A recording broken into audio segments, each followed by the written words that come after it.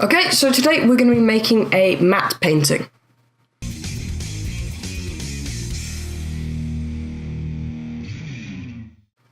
So, what is a matte painting? A matte painting is basically what you would create when you want to film in an area that doesn't exist. So you would make it into a matte painting. So say you wanted to film in a fantasy land with loads of castles. If you had a really high budget, you could build that. But most of the time you just want to do a matte painting. So we've got this video here and I want to put this castle in it. So first up, I'm going to open up Photoshop and you can see I've got the castle imported in here. Then I'm going to select it and make sure it's unlocked, and I'm also going to create a new layer and just drag it underneath so we've got some transparency. Then we can click select, color range, and we'll just hold shift and select all of our clip, and we want to make sure that the thing we're keying out is white and everything else is black.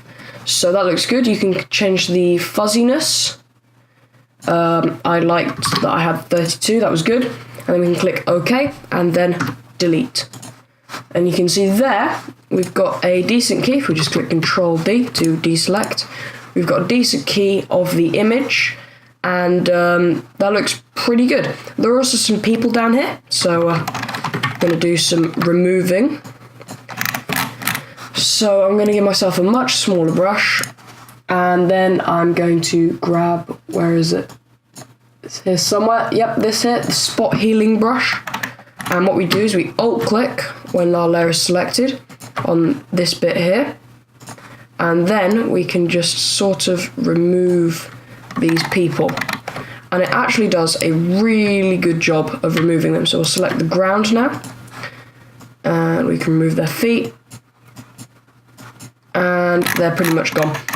And it was such a small area, so you can't really tell, but it improves it a lot. There are some more people over here, but since they're on the transparency, you can just get the rubber and just knock them out of the image.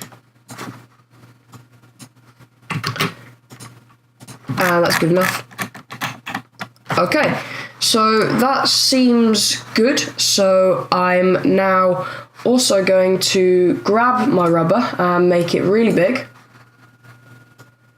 Maybe like that, and turn the hardness down so it's a really soft brush. And I'm just going to sort of tap at the edge. What I want to do basically is just rub out a bit of the grass, so when we bring it into After Effects it will blend in a bit better. So that looks okay.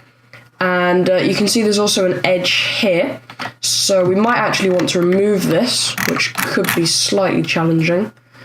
So just to make this simple, I'm going to make a matte, and I'm going to grab a black brush. Yep, we want brush, and then we can just sort of make it a hard brush to make this easier. And then we can sort of rub out this area here. It's a bit rough, but it should do for this image. So now I'm going to go File, Export, Quick Export as PNG, and then bring it back into After Effects. Okay, so we're now inside After Effects, and I'm going to drag the image into our composition, and you can see it looks quite good. So we're just going to scale it down and position it in our scene. And honestly, that looks pretty cool. Only problem is there's a person in the way, so the next step is going to be to roto out the person. So to do this, I'm going to use the roto brush. If I double click on our clip, I can select this brush up here, and then I can just paint a rough bit of the dude here, and that looks good. And alt click when it selects the background. So you can see the castle's here. Well, not anymore. So we just need to make sure we've got this area, and we're just going to go through the clip, clicking page down. And it does a really good job by itself, and I'm just going to make sure that this whole image is rotated out. So I'll be back when that is done.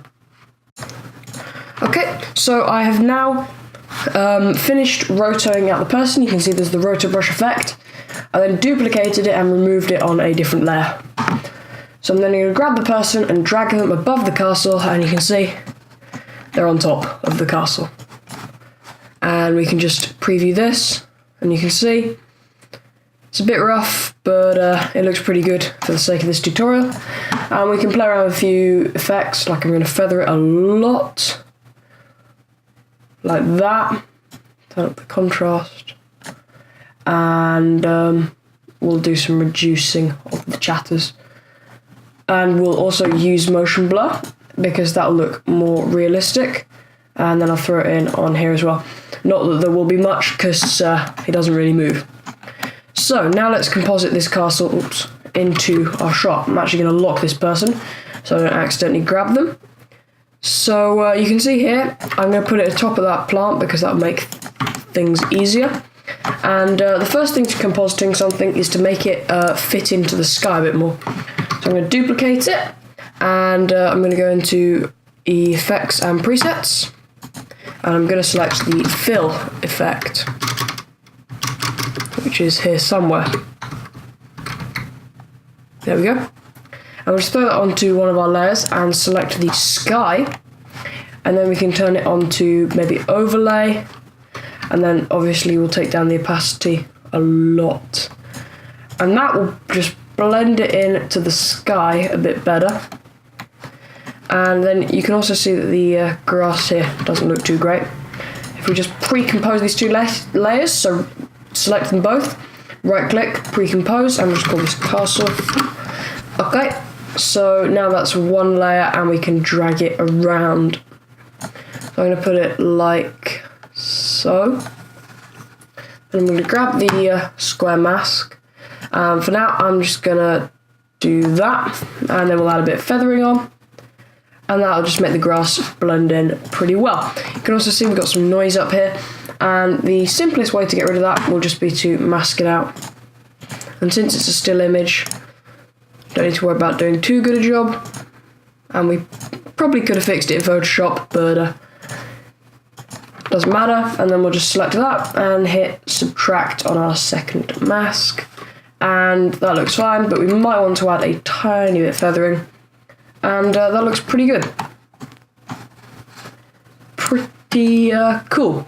So we can also add loads more elements to this scene, so let's try adding in some cool clouds. Okay, so I have some clouds here. I'm just going to drag them in. They're really big, so we're going to have to scale them down slightly, and that looks pretty good. And we'll drag them underneath our dude and probably our castle as well. And you can see our sky's really like white, blanked out, so I'm going to duplicate our footage and put the sky above it, no, below it, and then we can do Luma Matte and then the footage, and you can see that does a decent job. But then we'll just turn this back on and we'll apply levels. So levels looks, drag that on. We'll hide this, and then we can try and sort of fine-tune this effect to make it blend in a bit better.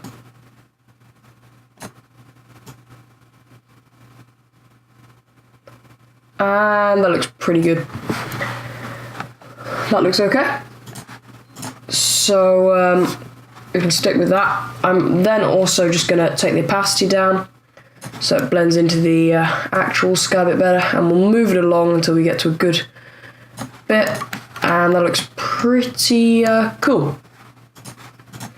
So I'm quite happy with the way that's come. It started off like this, and we've changed it, done a bit of map painting. You can do something a lot more advanced. You could duplicate the castle some more.